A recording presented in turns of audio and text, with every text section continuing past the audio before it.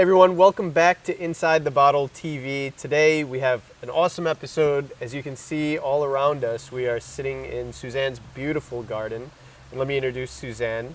I'm honored to be here in your garden today. I'm honored to have you. Yes. And we have a fun episode for you guys today. It's filled with Chardonnay. Not exactly sure where they're from, and we will figure that out here shortly.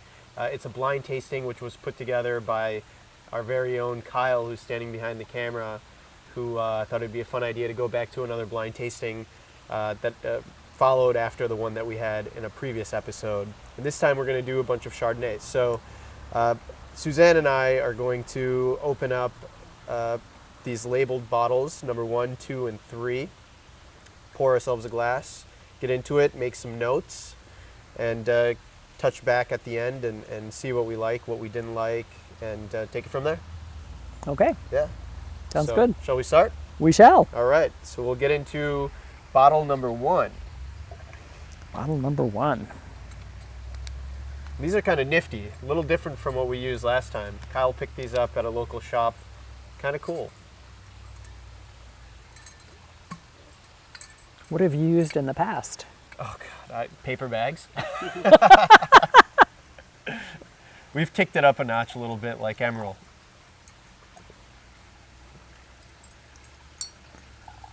This is the lightest one, right? Yes. Let's see here, how do we do this?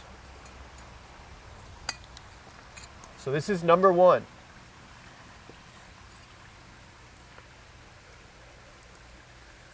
It's like a nice faint yellow, light yellow hue.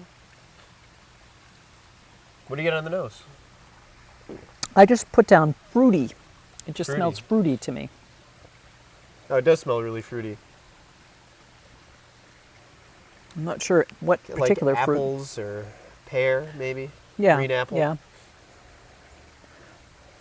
Which is very good because it's apple season. Mm.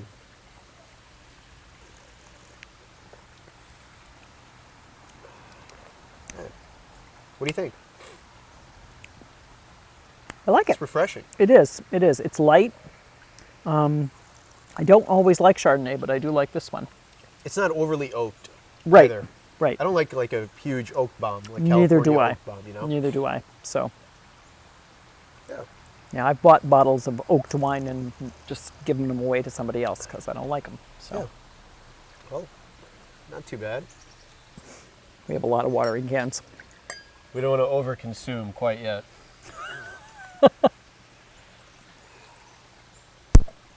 All right, should we go on to the next? We shall. Okay. This is number 2.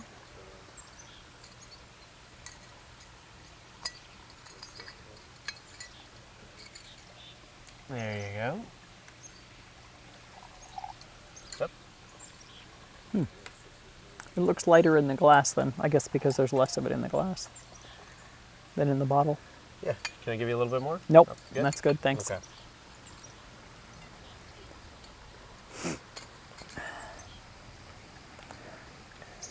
Number 2. This one's almost the same color as the last one. It is, in the glass it is. In the yeah. glass, yeah. Yeah. Looks a little different, but I think that's because it's on a stump, and so Oh, the color yeah. contrast is a little different. I'm not sure what the fragrance is. Let's get like lychee.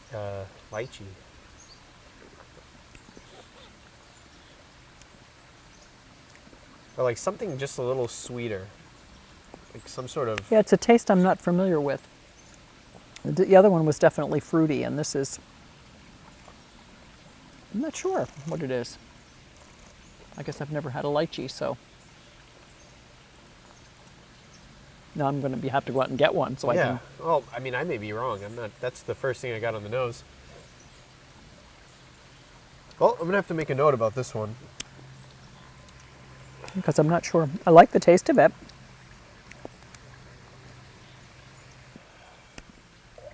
Sounds like such a waste. Oh. Yeah, it has a very distinctive taste, and I'm not sure what it is. I don't dislike it. but it's puzzling to me I feel the because same I don't know way. what it is. It was like a sweet fragrance, some sort of sweet fruit.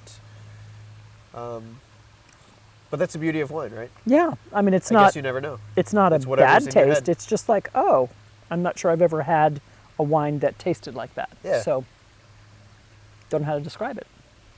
On to number 3.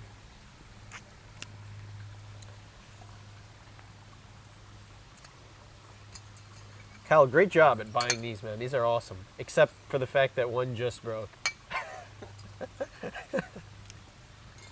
That's all right. I could make a comment, but I won't. Yeah. Could be an operational error. Hopefully it's not broken. No, it's fine. See, I'm getting fruities again.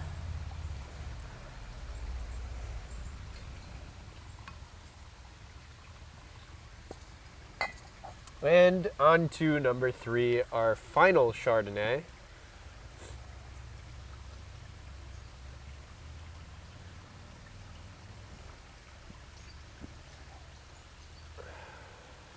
This color looks even lighter than both It does in the glass, yeah. in the glass, right? Because initially I thought this was lighter, but in the glass this one's lighter.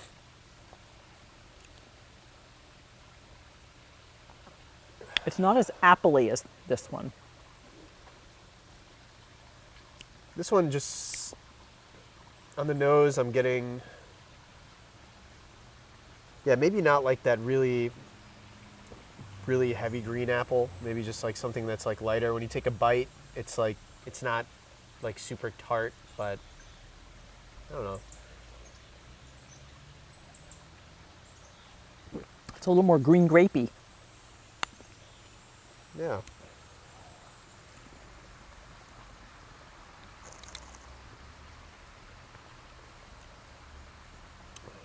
Definitely some oak.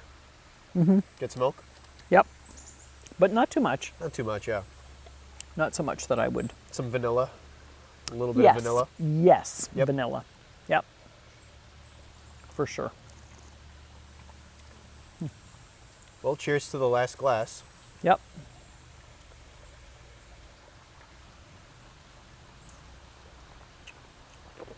I do get that grapiness. But it's really smooth. Like the palate on this one, I get a little bit of lingering, like just a little bit left on the back palate. Like really smooth and soft. Kind of buttery. I get a little like hits your palate and goes smoothly down. I thought this one was a little smoother for me than this one. This one has a little bit more of a, almost like a bite to it Yeah. after a while, not right away. Huh. Well, make our notes for this one. But we all have different tastes, so. There we go. So, how do you feel? Confident? Sure. Now, we don't know what wines these are. Kyle just has walked up and down the aisle and has picked out wines from the price range of $8 to $13, I believe. And so, you know, we'll make our judgments here. Neither of us know what either of us is going to pick as our favorite and least favorite, but we'll reveal everything now. So we'll let you go first. Okay. You take the honors. I think my favorite was this one, the first one, because it was really light. It's a nice summer. It has that fruity taste, and I really like fruit. And I didn't get as much of an aftertaste with it. It just was, yeah. For my palate, it was just the best of the 3. Okay. That's your favorite? That's my favorite. Okay, and I will tell you my least favorite. Okay. My least favorite was wine number 2. There was something about that wine. Well, as we talked about, we didn't know exactly what fruit that was, and the sweet, like it was just slightly sweet. It didn't sit well on my palate, and you know, it wasn't my most favorite wine out of the 3. So And, what was your my favorite? was number 1. Number 1. Yep. Yeah. Number 1 was my favorite. Yeah. and Number 3 was my second favorite. yeah. Between these two, I'm intrigued by this one because I couldn't identify the What taste. it was. Yep. So just that alone makes me think, oh, I really want to see what that is. What that is, yep. This one is a more, what I would call a more typical Chardonnay. Yep. So definitely number one is my favorite. Number one is also my favorite. So we share the same palate. So we've come to that conclusion. Sorry. Kyle's going to go get the bottles and show us what our mysterious wines are against what we've chosen. And I'm curious. Yeah, so am I. Very curious. And we'll be right back.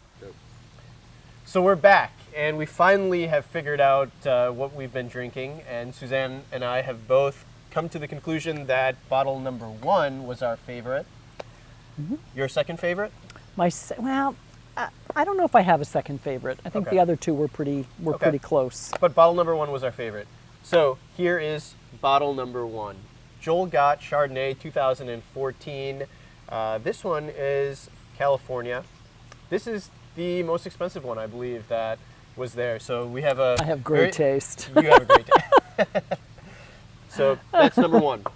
Number two was Divining Rod, Santa Lucia Highlands.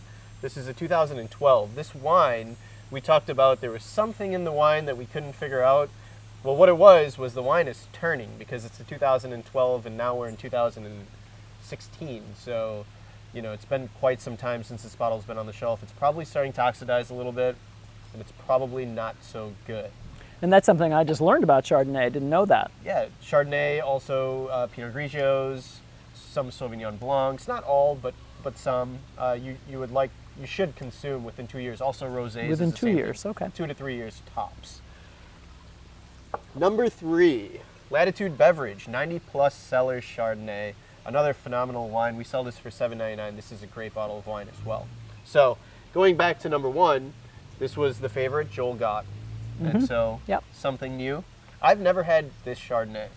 Have you? No, I've never had it. I've only ever had really cheap Chardonnay. Okay. So this has made me appreciate Chardonnay because this is good. But even though this was the most expensive out of the bunch, I also would like to put in there that sometimes you can find undervalued Chardonnays that are $8, $9, especially one like this, 90 plus, which is $7.99, $8.99 most places.